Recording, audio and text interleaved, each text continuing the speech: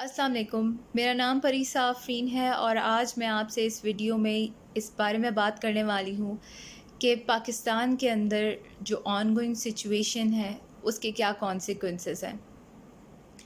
اگر ہم پچھلے کچھ مہینوں کی بات کریں تو ہم نے کافی ایسے واقعات دیکھے، specially when Imran Khan was arrested on 9 May, تو کافی ایسے واقعات ہمیں دیکھنے کو ملے تھے جن کے بعد سے آج تک اگر ہم دیکھیں تو ہمیں اس بات کا اندازہ ہوتا ہے کہ پولیٹیکل کرائسس پاکستان کے اندر بہت زیادہ ڈس مینٹینڈ ہے۔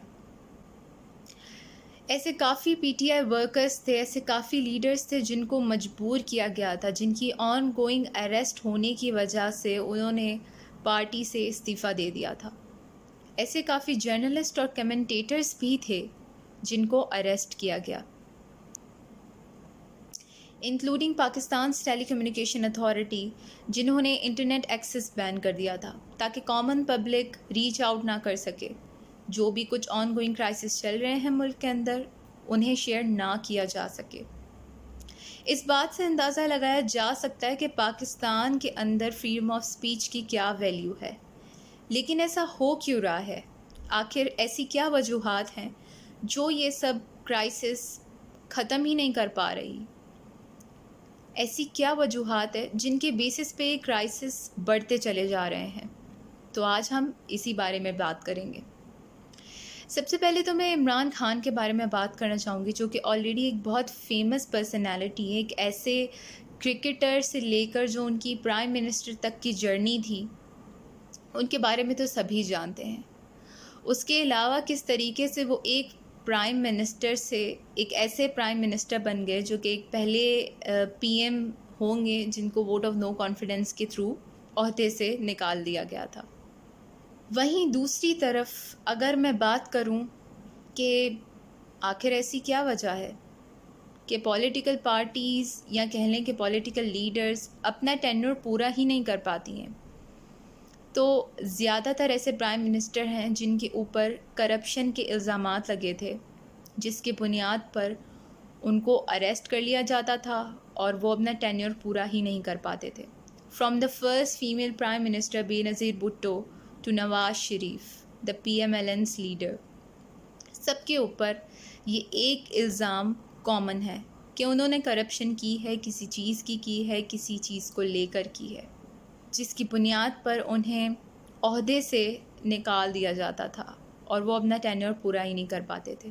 So I think this is the first consequence why our political structure is still striving. Secondly, the military. جب پاکستان وجود میں آیا تو پہلے ہی دن سے ایک ڈائریکٹ ملٹری رول کے تحت وہ چلتا آ رہا تھا، لیکن اگر ہم آج کی بات کریں تو آج ایسا کوئی ڈائریکٹ ملٹری رول نہیں ہے، لیکن اسے آج ایک نیو ٹرم ہائبرڈ رجیم کا نام سے جانا جاتا ہے، یعنی کہ کسی بھی پولیٹیکل پارٹی کو الیکٹ کرنے کے پیچھے ملٹری کی سپورٹ ہوتی ہے۔ آج اگر ہم دیکھیں تو گزشتہ چند مہینوں میں ملٹری کو کافی زیادہ تذلیل کیا گیا، پبلک نے اس کے اگینسٹ ایکشن لیے۔ So this was the very first time کہ ملٹری کے خلاف ساری پبلک چلے گئی تھی۔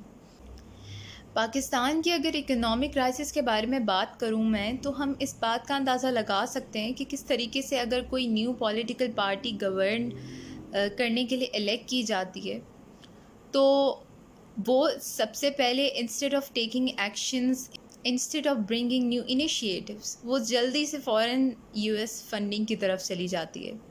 سو I think that's a major issue why our economy is suffering, کہ آپ اپنی کنٹری کے خود مسئلے حل کرنے کے بجائے دوسرے ممالک سے پیسے جا کے مانگ رہے ہیں۔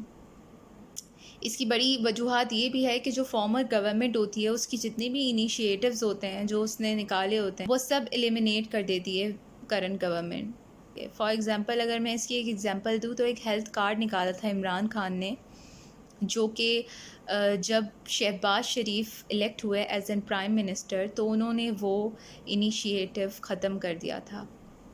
دیٹ افیکٹڈ آر پبلک، کہ ایک سہولت تھی ان کے پاس بٹ اب وہ نہیں ہے۔